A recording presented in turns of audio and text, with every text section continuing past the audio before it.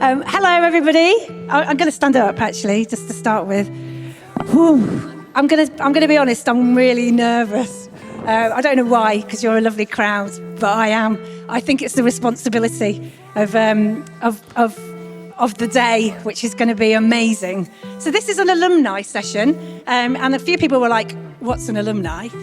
Which is a Latin word, often used in a scholarly way around people who've left university and colleges and things like that. But basically, all it is an opportunity for us to get our friends together who have known 42nd Street for the last 42 years, because we are 42 this year, which is why you're all here. Yes, do that, clap, that's good.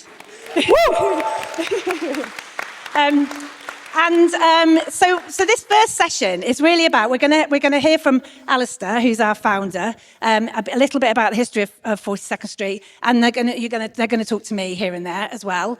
But also we want to later on we want to open it up to the floor. So if you've got any stories that you want to share with us about your memories of 42nd Street, how you feel about it.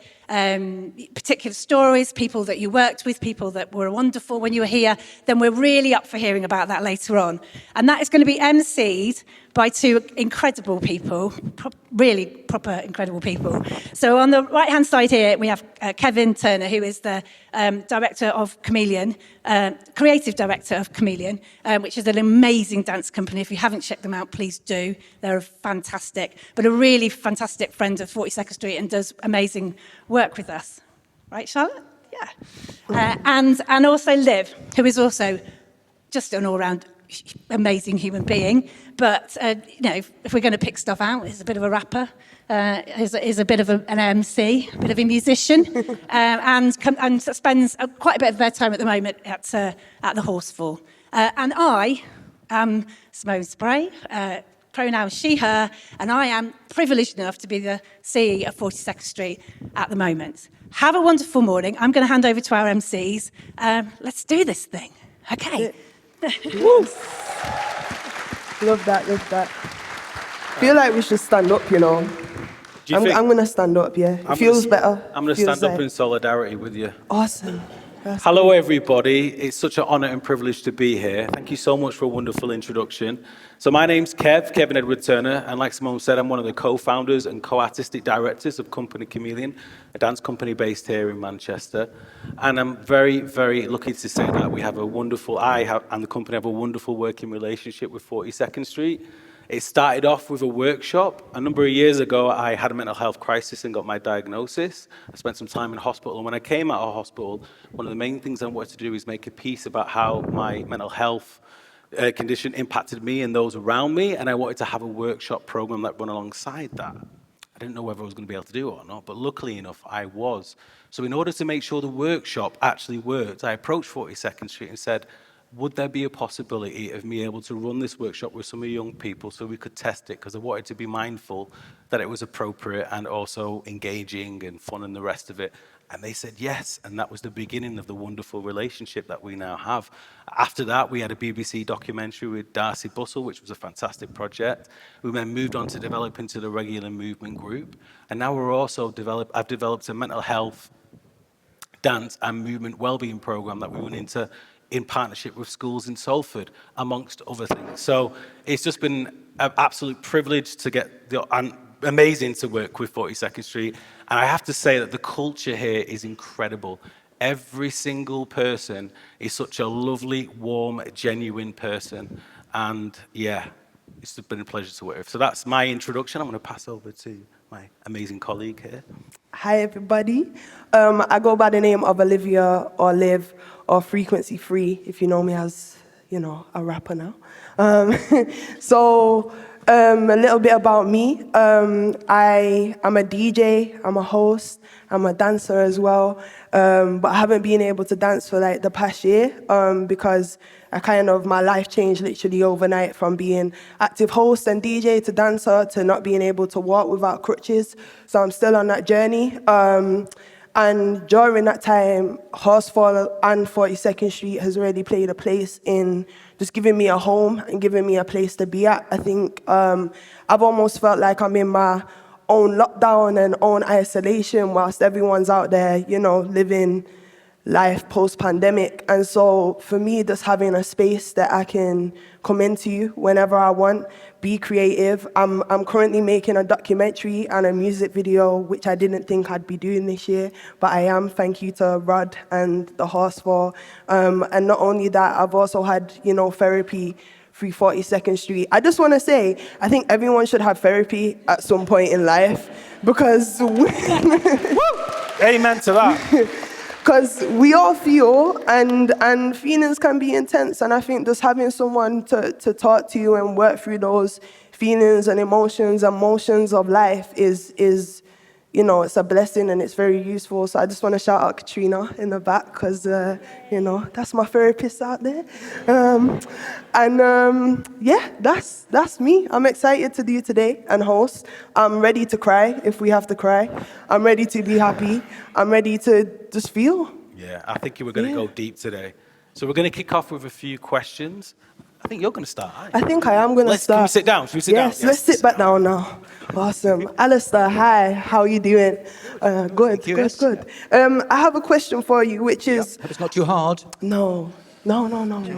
How did you get into this work, and what motivated you to start this work in the early days? Thank you very much. That's quite a difficult question, really, I suppose, but a pleasure to answer it. And it's wonderful to walk into this place. It really feels like coming home in some ways, the atmosphere and the creativity which emanates from this, and the merchandise and everything, and lovely people here. So it's very good to see you all. Well, I went to university a long time ago and studied English and had quite a difficult time in some ways and some personal issues. And it was very clear then that there was no structure at all of support. You had to just get on and do it yourself, really. And that made me think, that's not so good. I thought of becoming a probation officer, but then out of the blue, I was offered a very interesting job, you won't believe this, by the Salvation Army. I was a Salvation Army member. And they offered me a job to work for 2 years in the West End of London, back in the 1960s, with homeless young people who were congregating at St Martin's in the Field and at the region. And at the Regent Hall Centre, and I spent 2 years there, and it was a life-changing experience. And in 1969, we produced probably the first sort of health survey of problems facing homeless young people, and there it was very clear that mental health issues were very high up the agenda, and nobody seemed to be doing anything about it. So I thought then, well, okay, let's think about that. I got trained as a youth worker at Manchester, and then got a job with the Youth Development Trust as a detached youth worker, working with homeless young people, drifting between Dublin, Glasgow, Manchester and London. I met hundreds of young people. And the issue was that so many of those young people ended up on adult wards of psychiatric hospitals. And a few of us said to ourselves, that's not right, we should do something about that. And that was the motivating force behind 42nd Street. Incredible. Wow.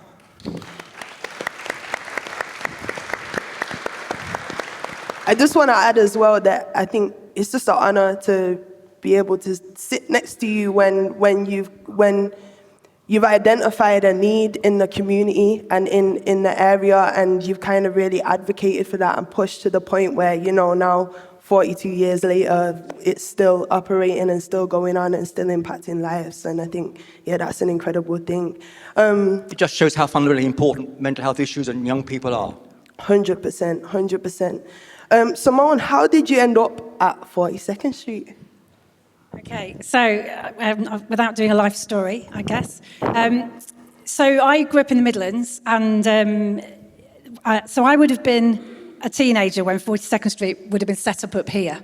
But unfortunately, we didn't have a 42nd Street in the Midlands. Nobody had the vision that you had, Alistair, back then. So I guess, without doing my life story, I too had quite a complicated childhood, and I was surrounded by quite a lot of friends who had very difficult mental health issues, and there was literally nowhere to go. And I think Alistair will probably say this later on, but at that time, it was almost like young people just didn't have mental health issues. You were just being an adolescent, and that was just part of it. And so we didn't have any of that. So I was about 15. I started getting stupidly into psychology and decided that I was going to do something about young people's mental health services at that age. I was thinking the other day. This is a genuinely true story. When I was 17, I had decided that I was going to train as a clinical psychologist. I'd already located the building I was going to do this in. I was going to convert the bus station near where I lived into what, at the time, I thought would be really cool, a milk bar. That shows how it was 80s, right? Forgive me. So a milk bar, and I was going to have the milk bar downstairs, and I was going to employ loads of people from the schools that didn't get on at school but were really cool and were leaders. It's just being reminiscent. And then it was going to have a space at the top with loads of talks in it, loads of art in it, and loads of specialists coming in. And I wrote that as a business plan to Virgin when I was 17. They were going to sponsor me. Virgin just started doing pop drinks at the time. So I was going to do that. So I guess I was really motivated to do that when I was really young. I did go to university. I did do a psychology degree. I left with a 2-1 and a bump. And the bump changed my life much more than the 2-1, and who's my daughter now, Amy.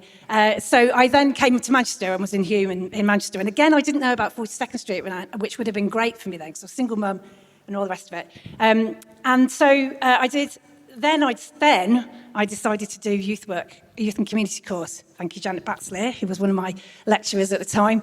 And that completely changed my life. And I realised that youth work was the thing I wanted to do. So I popped around and did a few jobs. So I worked with the local authorities. I used to run the child poverty programme for Save the Children nationally for a few years. So I did that all as a youth worker. And then just thought, I really want to do something back for Manchester. I really want to do something for the young people in Manchester. So I came home on a train. It was really late at night, about 12 at night, and I remember it really clearly. I was thinking, I wonder what 42nd Street are doing, because I'd come across this when we were doing when I was doing my local authority work up here, and I went and I literally looked up 42nd Street, and they were advertising for trustees. Zoe interviewed me, and they were advertising for trustees, and I was like, oh, 42nd Street trustee, that'd be great. So I became a trustee first. And then as I became a trustee, Vera, the wonderful Vera, who we're going to talk a lot about today, who is just my hero, had a word with me and said, I'm thinking of stepping down. Would you fancy the CE? So I put an application in. I think I messed up my interview with young people. And so I had to be interviewed again. But eventually I became the CE, and that was 8 years ago. That's incredible. Wow. What a great story. And it's just so obvious. Both of you share vision, passion, and a commitment to the people that you work with and the communities that you work with. And look at the legacy that you're building. It's really, really incredible. So, thinking about legacy and going back to the beginning, I hear there's an interesting story around the naming of 42nd Street. And I was hoping that you'd be able to enlighten us on that, Alistair. Well, I can try to, yeah. I have to say, I still occasionally get anxiety dreams about naming an organisation. It feels a terrible responsibility when you're sort of starting off. And there are 3 workers and a very rundown building and not much money and lots of hostility around us. There was that issue about people saying young people don't have mental health problems, they sort of grow out of it. Or if they do have mental health problems, non-medics can't do much to help. There's all that atmosphere around. And we thought to ourselves, well, what do we call ourselves? I mean, how do we find a name which represents that? And we had lists and lists and lists, dozens of names. It drove us really mad for a while. And two names emerged at the top. And somewhat embarrassingly, I supported the name ComHelp. I bet you're glad you're not called ComHelp. and people felt that was maybe had sort of communistic leanings and was sort of soon rejected. And my colleague Chris Murray, who is an archetypal transactional analysis guy, supported the name 42nd Street. Now, why? Okay, there were some practical reasons. We were based in a very old building at number 42 Sackville Street, which still stands and is now a block of flats. But I suppose more importantly, people felt it had a bit of colour, a bit of a musical behind it. And of course, there was Douglas Adams, of course, and his Hitchhiker's Guide to the Galaxy, which I assume you've all read. And 42 being the answer to life, life, the universe, everything. So that combination was good, and people were quite supportive. On a more serious level, I think it is a colourful, attractive, memorable name.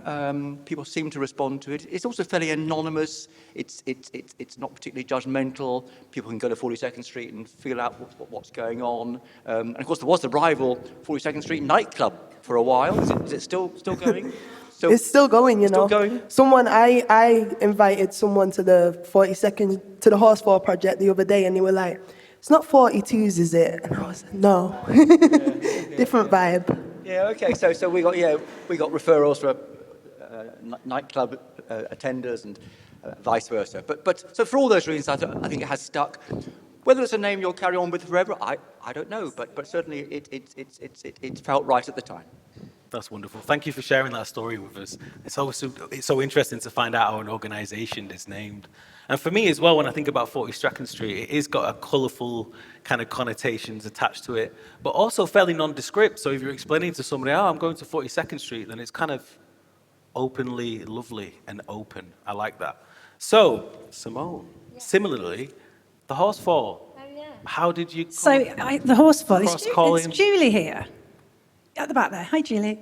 Julie will tell this story loads better than me, so go and talk to her about it later on. But the Horsefall, lots of you might know this, but some of you might not. So there was a guy called Thomas Horsefall, and Thomas Horsefall was a sort of what's the word, Julie? Philanthropist, thank you, that's the word, I knew you'd know. Was a philanthropist, and in 1884, he set up the first ever art gallery and museum for people living in poverty, just up the road. We would have been on Ancoats Street, but at the time when Ancoats would have been, can you imagine what it would have been like? And so we found out that had happened. And actually, not really people knowing much about him. We think maybe he was quite annoying because there doesn't seem to be many people who kind of talk about him very much. But he was a philanthropist and he set that up. And he also changed the laws in schools so that children could go on school trip. He did that as well. So he had some legacy. But we found out that he'd done that down the road, and we were wanting to set up which was, I have to say, was Vera's idea, and also a young woman, Kim, it was her idea, who's no longer with us. It was her idea to have a kind of a creative space. And so when Julie looked up sort of creative spaces in Ancoats, what came out was that there was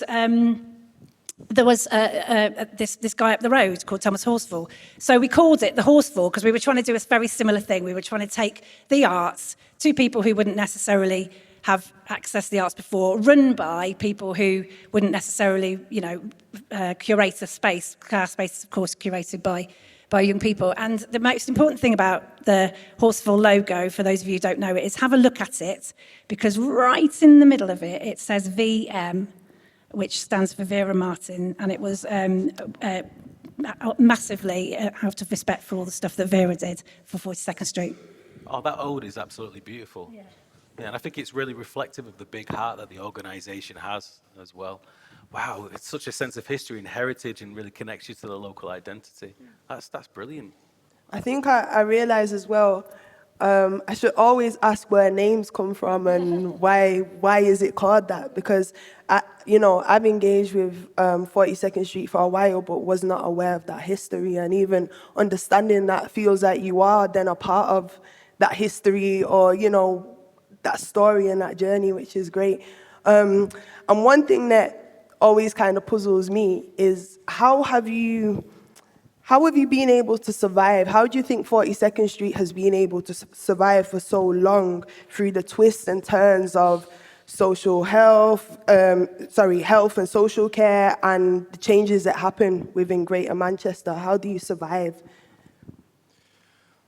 Shall I start off? Well, partly through finding safe pair of hands, and clearly Vera was a safe pair of hands, to say the very least, and Simone is obviously a very safe pair of hands, and that's really important. But looking further back, I think the important thing was identifying a model of provision which was robust and innovatory and accessible. And that's centered around largely an understanding of a youth work perspective, bringing in very sort of strong youth work values into an area of concern which was very heavily medically dominated. And although that could be quite conflictual at times, and indeed was conflictual at times, there was also a very creative relationship between youth work and psychiatry in particular. And so that was important. But I think within that, you also need to recognize and acknowledge the willingness of people with a wide range of very formal therapeutic skills and their willingness to practice those skills within a pretty chaotic, hectic, colourful youth work environment with lots of young people involvement, young people setting the agenda, residentials, magazines, all those kind of typical youth work approaches. And you're asking fairly formally trained workers to operate in that kind of environment. And I think that's not often acknowledged enough, because it seems to me that the youth work model requires that kind of extra skill base to be alongside the very key youth work values of accessibility and fun and engagement and recognition of the voices of young people. For me, in many ways, it's symbolized with a memory in my mind. I don't think Marion Lindsay's here this morning. Is Marion not here? No, not here. Okay, but I can talk about her then. Marion Lindsay was an early worker, and she really, in many ways, I think, set the tone of the need for some formal provision within the organisation. And I think in the history of 42nd Street, Marion Lindsay is a very important focus. And I always remember her doing her psychotherapy and counselling in very formal ways, but her willingness to come along to a residential in Clitheroe, which was pretty hectic and noisy. And there was Marion helping to bring some therapeutic order to a very lively youth work setting. And in many ways, to me, that sums up what 42nd Street is about. It's recognising a range of skills, but recognising those skills need to be practised within a very accessible youth work-orientated setting. Wow, and that specificity is really clear. That's fantastic. And can I just please. add? And Simone, how do you navigate it, kind of being CE now and facing challenges? I mean, I say this often. I think that you've got the model, like you've just said, you've got the model right in the first place, right? That combination of youth work, therapeutic work, social work, group work, and the creativity. We haven't changed that. That's the backbone of the organisations. We haven't had to. And then I think I go back to Vera again, is I think that in the 11 years that Vera was here, she did a really amazing job of really professionalising the organisation and evidencing and kind of starting to do some of the things, as you say, that are a bit more the kind of therapeutic end of things, but doing them in a 42nd Street way. And I think that really positioned the charity in a brilliant place.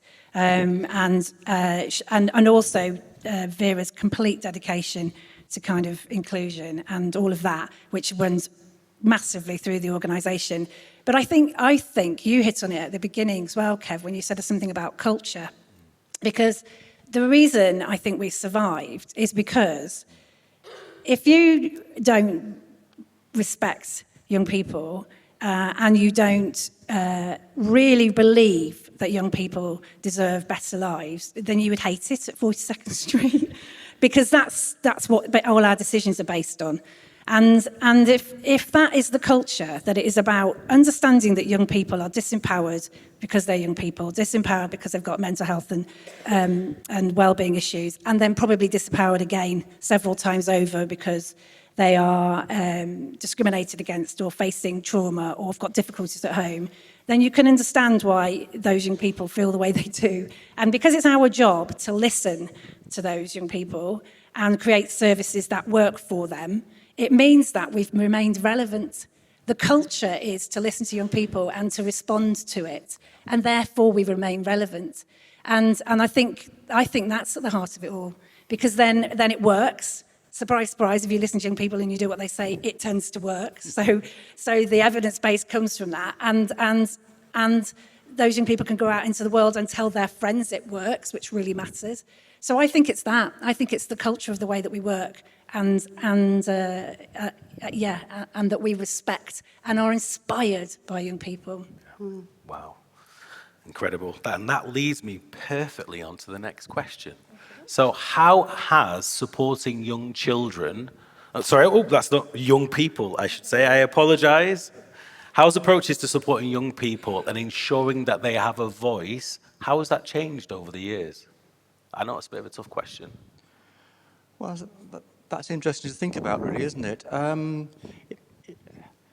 There's always a danger of complacency, I think, in any organisation which has gone for quite a long period of time. And I worked at 42nd Street for nearly 20 years. And I think the challenge to complacency is about making sure the voice of successive groups of young people are at the forefront. And I think that's been a bit of a lifesaver at 42nd Street, certainly in the early days, when there's a lot of discussion and debate and uncertainty about some of the future directions, because there was a hostile environment around us. Could you expand on that a little bit? What do you mean a hostile environment there, Alistair? Well, I suppose it was the interplay between psychiatry, the medical model, and the youth work social model, I guess. Okay. And I think it's changed now, but there was suspicion and uncertainty about whether a youth work organisation like 42nd Street would be able to act responsibly and effectively with young people. Do you think that was due to lack of evidence? Well, I suppose that's true, and what we tried to do, I think, was to provide some of the evidence. So very early on, we produced a little booklet called Reflected Images in the first few years of the life of the agency, which is simply a collection of interviews of the young people who were using the agency in the early days. And that began to define some of the issues. And that was followed up later on by a whole range of publications and practice research. We got Rachel and Helen and Keith here, and that whole body of thinking around self-harm, which was so seminal and so fundamental to the development of the agency, and allowed us to move forward in so many different ways, ending up in a publication, Who's Hurting Who. I mean, that was just so fundamentally important. And then again, later on, Bernard Davies came in, and at a time when I think we were a little bit stagnant, a little bit not moving forward, and he did a very interesting piece of external research, talking to young people, talking to the staff, and trying to work out whether the value base of the organisation was still relevant to the current situation. So, that resulted in Street Cred, a little booklet which Bernard produced.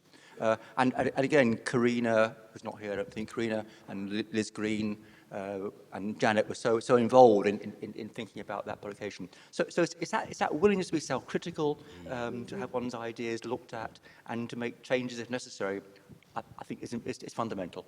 Thank you. That's wonderful. And Simone, for yourself, what approaches in your tenure have you kind of made in terms of gathering evidence and best practice and sharing that? I'm a bit of an evidence geek, aren't I? I think everyone knows that. But I think the trick is getting it in different ways for different audiences. The most important evidence that we collect is for the young people. So if we're using the sort of NHS measures, that's great. That means that we can compare ourselves to NHS services, which compares quite favourably normally. But if that doesn't translate for young people, then we need to be doing something else. I think we pay a lot of attention to, we do pay attention to those outcome measures, but we pay a lot of attention to the kind of the narrative that young people give us when they get support from us. And I think that's really important. And I think too often in the system that's lost. Lots of people collect it, but it just sort of goes over there. And we could do better, actually. But I think that's really important. And I think with the voice stuff, because I'm quite long in the tooth with the voice bit now, is it just has to be really tailored to whoever you're talking with. It's that relevant thing again. And sort of bland consultations where you take information off people and then call that some kind of youth voice is just... It still happens, and it's not good enough. And if we're really trying to think about how some of the young people that we work with are experiencing life, and they are what needs to change for them so that they can access things better, we have to go and ask them. And more than me going and ask them, their peers need to go and ask them, because they can have a much better conversation with their peers about what it's like for them. And then we need to listen, and then we need to act on it. And I think I think that's the thing about putting that stuff into action later on with the young people. You don't go away, thanks very much, and then put it into action without them. What's the point of that?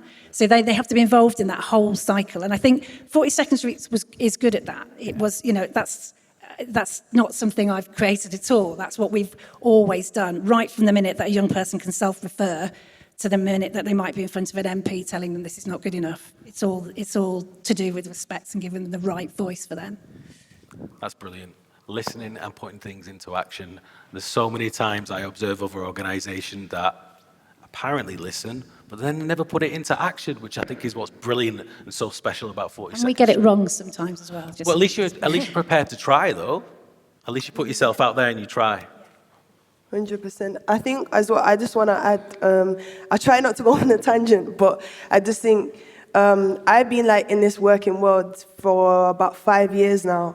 And I remember like sitting on my first panel and everyone was like, whoa. And I was like, what? I've just said like what I'm thinking. It's nothing special. And then what I kind of started to learn was that this didn't happen much, like young people's voices getting put on there. And I think when you listen and amplify a young person's voice, they're not as far through the system as like when you're a bit older. And I think we change as we go older and we kind of quieten our own voice for various different reasons. But there was something that I recognize now through my naivety of, well, I'm just saying what I'm saying and I'm not even aware who's in the room, so it doesn't influence my opinion. And I think me being able to work with organizations and see the difference between those who talk about wanting to have young people at the center and because it sounds good, and people actually doing it. And I think often it's sometimes overcomplicated as well, like how can we possibly do this? And I think it requires some inner reflection of yourself, which I assume anyway from what you've both been talking about, you're constantly doing. Because to put young people at the forefront and give them a genuine voice where they actually hold some power, you have to give up your power yourself, and you have to quieten your ego a little bit and your power, and you have to challenge yourself and not kind of say, well, I'm more experienced or I'm older or this is my role, so I'm going to make that a priority. And I think that's the special thing about 42nd Street and those who work for it is it's a genuine one, and it's almost like a value base of, well, we genuinely value young people's voices, but not only that, we see the benefit of it, and it's everyone can do it. It's just about almost changing your mindset and approach a little bit. And I think what I found in reflection is that's why I like the organization so much, because it's not a facade and it's not, oh, I'm helping you because it looks good. Like, we're helping to genuinely help. So I just wanted to add that because I think it is rare, but it's also a massive blessing. And then you can also use what you're doing to showcase to people it is possible. And you can give up power, but still hold power. And it's possible. So, yeah. Is it my question? Yeah. Let's go then. I've got one more question for you. Okay. Actually, it's not for you. It's for the audience. Hi. Are you still with us? Yeah, awesome. I want to get a show of hands for those who worked under Alistair's leadership. Can you put your hands in the air for me? Nice and high. Ooh, 1, 2, 3, 4, 5, 6, 7, 8, 9. That's about 9 or 10 people. Nice. And who worked under Simone's leadership? Oh, a few more hands. Nice. Well, you can talk to each other about it later. I feel so weird you saying under our leadership. Under your leadership. The regime. It's all about the community. Under your leadership. Actually, this is a perfect segue into asking you guys. We have a microphone somewhere, I think. And we wanted to The lovely Lou. Hello, lovely Lou. offer it out to the audience. If anybody has any wonderful stories, memories, anecdotes that they'd like to share about their time with 42nd Street? Oh, we have a hand. Yes. And right there, honestly. Tell us your name and where you come from. Hiya, I'm Ruth. I came to 42nd Street when I was a student because the NHS services didn't take me seriously and I was told, go to 42nd Street. And I'm really glad I did because 17 years ago I met my best friends. We're still friends now. And I got loads out of 42nd Street. It gave me lots of confidence and it taught me that it's really important to take young people seriously. And I ended up working in schools and doing youth work training. And now I work with young people who struggle at school. And it's like a PRU sort of thing that I work in. And I later discovered that I had disabilities, and now I help young people with those same disabilities. And 42nd Street was really amazing because it taught me to think about things in a different way. I didn't even know what NICE guidelines were when I first came, but then when I realised what my mental health condition was, I used the NICE guidelines to say to my GP, this is what therapy I need. It's not available where I live. I'm going to ask for funding for it and go and have it. And it's changed my life. And so, yeah. Oh, wow. Incredible.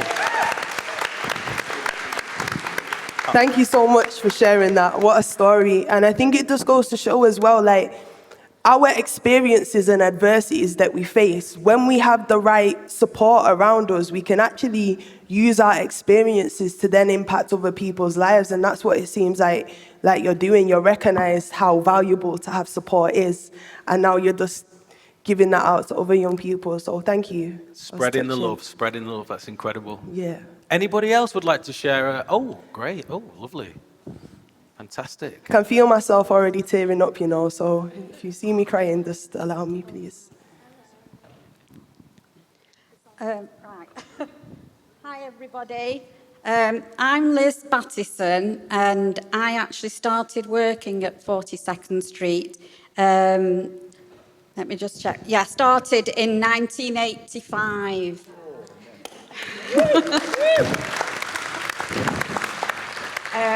We were based in Sackville Street in an old warehouse, 42 Sackville Street. We shared one toilet, a basin, no kitchen, with the whole floor. Our neighbours were shirt makers, so there was the constant sound of industrial sewing machines coming through the walls. There was myself, Alistair, Aileen and Kath, and a host of volunteers. We struggled every year to get our funding.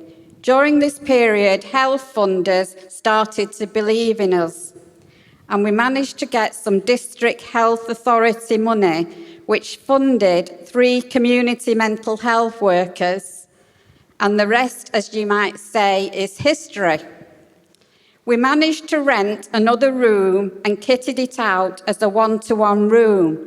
However, one Monday morning we came in and found the landlord had boarded up the room and moved our furniture out, repossessing the room but failing to tell us. Time to move on.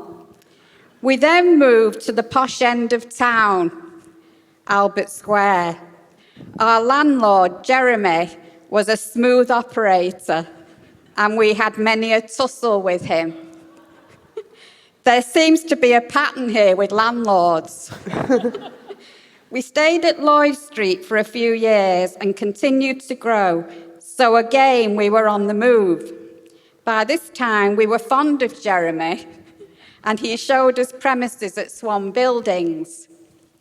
After promising us he would install a new lift, we moved into the 4th floor. May I say, I'm wondering whether that new lift has actually been installed. At Swan Street, we grew and grew, and admin started to expand. Hilary and Ross started, and we were a good team. My role expanded along with the staff team. Again, we outgrew the 4th floor and took offices on the 2nd floor, keeping the 4th floor offices as the young people's space. Eventually, we took over the whole of the 2nd floor. We were flourishing and started up a lot of new projects. all unique in their own way. We also ran some very successful conferences and even took young people abroad on residentials, Slovenia and Amsterdam. Recruitment was a large part of my role, and I've lost count of the number of workers I recruited over the past years.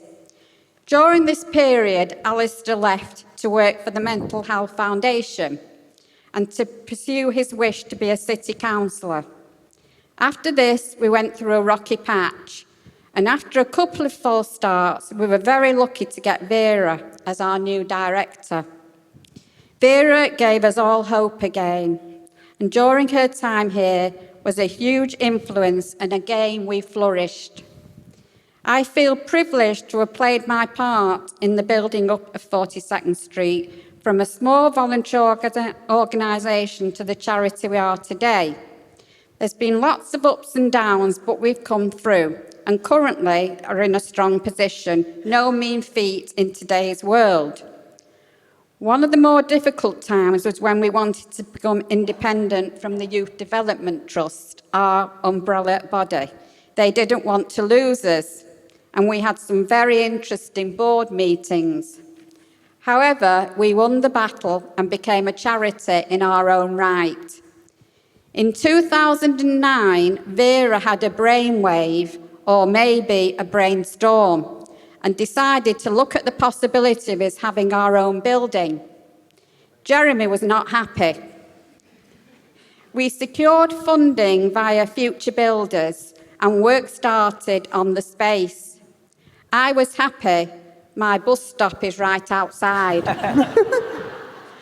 Lots of ups and downs again, but the dream was realised, and in October 2011 we moved in. Sadly, Vera became unwell and she passed in September 2015. Her legacy will be remembered by all who knew her. Before she left, she made sure we got a worthy chief executive who would continue the great work, and Simone started in July 2015. I retired from 42nd Street in 2015. It's actually 7 years this week. And I now volunteer for a small cancer charity and at the Children's Hospital. Woo.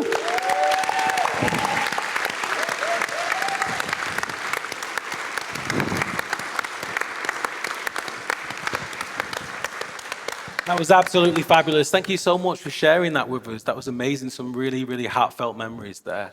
I'm kind of tearing up here. That was really felt that. And obviously the wonderful contributions that Vera made to the organisation as well, and just acknowledging all that wonderful work. Thank you so much.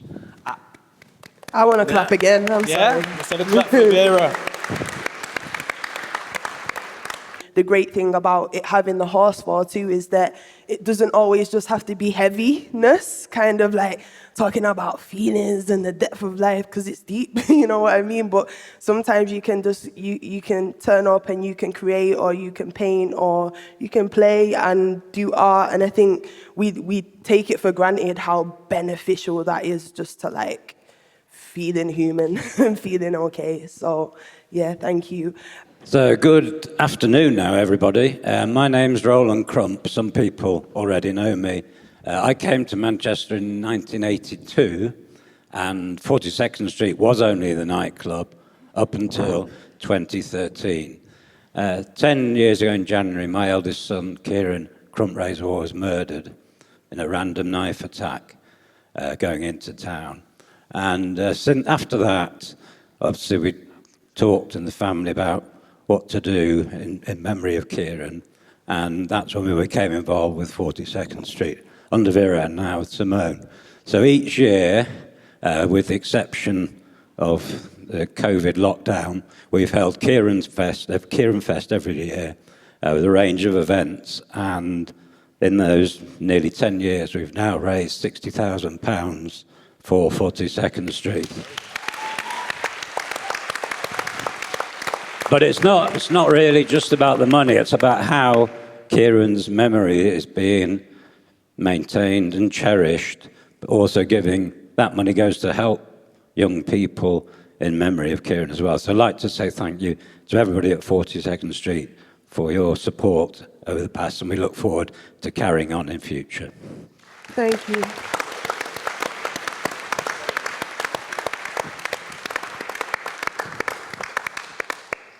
Thank you so much for sharing that with us, Roland. What an incredible, incredible thing that you're doing there. And as you can see, and from all the testimonies that people have been saying today, the wonderful work that 42nd Street do. Thank you for sharing. I think we have one last person. My name's Layla. I joined 42nd Street around a year ago. I first got a phone call because I was recommended here because I was having problems with my mental health. When I first got a phone call, honestly, I thought I'd hate it, but as soon as Tim, whose personality helped me so much, I realised that this is actually home. And then after I finished all 6 weeks of that, Tim told me that I was doing group works, and then I met the amazing Angeli over here. And then she basically told me that the 42nd Street is somewhere that can help you, make you feel special, and that's exactly what they did. They made me feel like even though I'm having problems, everyone else also does, and it's not something to be scared of or to fear, so. Thank you. One more. Great. Two more? One, two more, five more. Thank you as well for sharing your story. Hey, so my name, oh, that's loud. My name's Katie, I'm young prac, and I just wanted to say it's amazing how people that are in the services as young people can actually progress. And see, for me, like I've not been able to hold down a job for more than a year, and on the 1st of December, I would have been officially working at 42nd Street for a year, so that's something that I'm really, really thankful for. Woo. And I'd just like to say thank you to every single person that I've worked with, young person or colleague. Now that I can say that, it sounds so weird still, but just thank you to everyone. It's a really amazing place.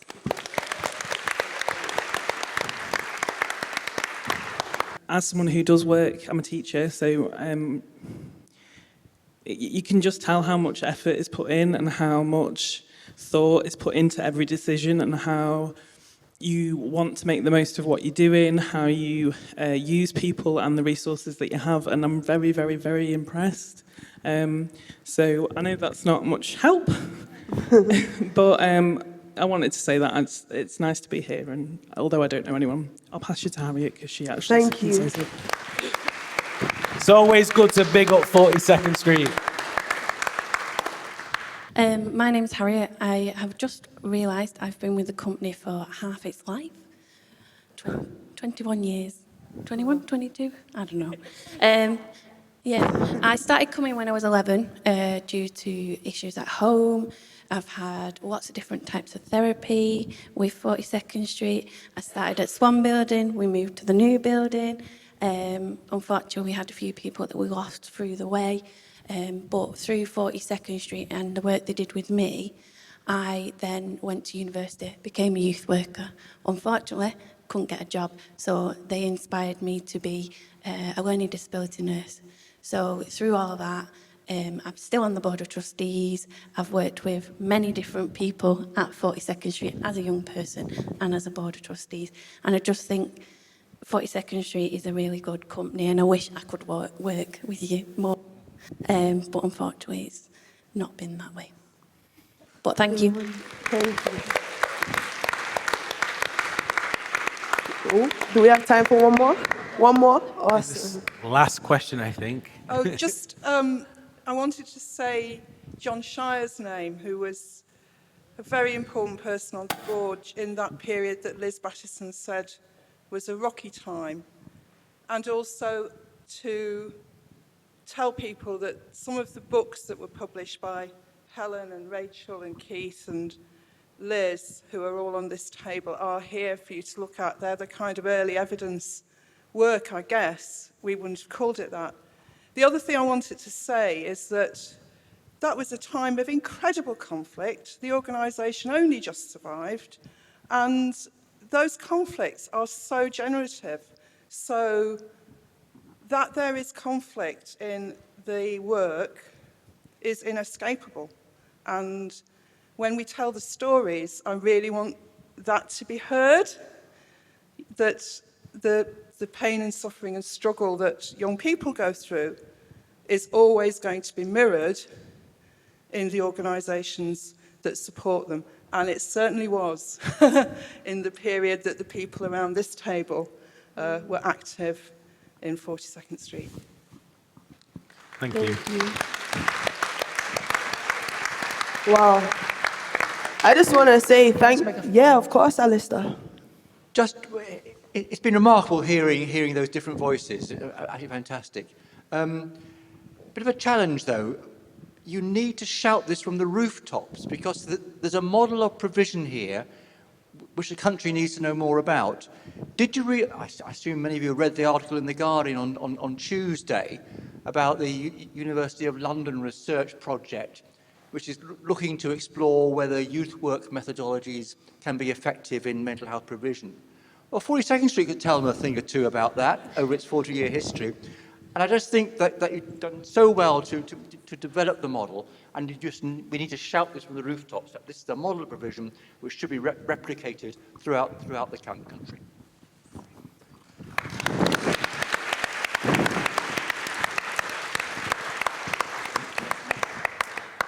Can I just say something though before I pass it on to you?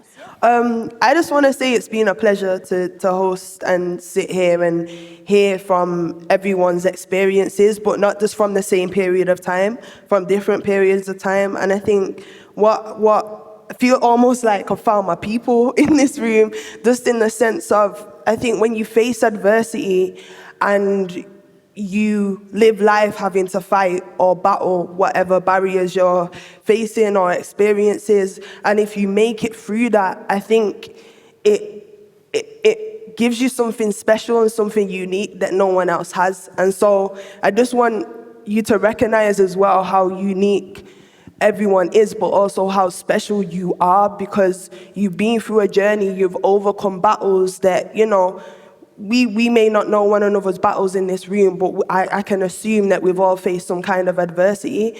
And so the fact that we're able to be in this room and people even feel comfortable to share and talk about personal stuff that as a society we taught not to speak about and to kind of act like everything's cool. And so I just want to say that it's been a blessing for me to be in this space today, hear people's stories, but also I think I just want to encourage everyone to carry that level of vulnerability with yourself and encourage other people and peers to talk about their feelings or experiences, tell people about 42nd Street, how they can get involved, and let's try to make our own system of change and actually talking about mental health and health and well-being and making that a priority rather than how do you solve algebra, you know. That's important too, but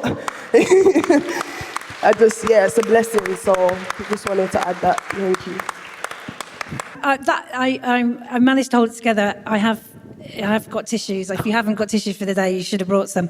But thank you so much. And the variety of stories that we got there, and I know there were loads of other people who could have told their stories as well. And I think you're right. I think what that's done is give us a real picture of some of the stuff that's happened over the years, and I hope for those of you that are staying for some of the other sessions, some of that will be built on, because I do think there's some really important people over the years, as well as the young people that have been using the service. So thank you so much for sharing that. So, but can I just before we do this, can I just say massive thank you to you two for MCing. You're amazing. You are amazing. And of course to Alistair. Thank you so much, Alistair. Alistair will be taking autographs in that corner over there. Thank you.